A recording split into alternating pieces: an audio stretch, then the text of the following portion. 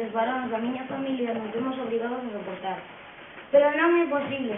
A mesma maldición que perseguiu a meu pai ata a súa morte, naquel desgraciado accidente, segue presente no meu corpo.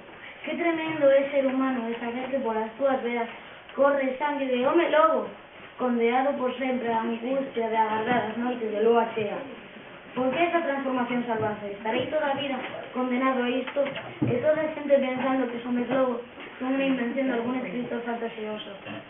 Si soubesen o preto que teñen en pleno século XXI, e logo está o perigo certo de lle causar dano a outra xente e de que descubran e rematen por me matar.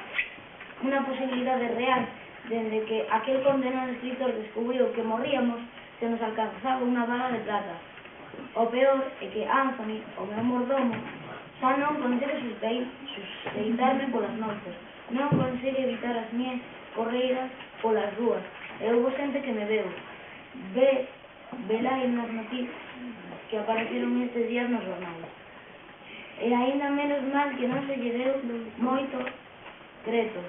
Preciso unas cadeis máis fortes que me impidan devorar a todos estes...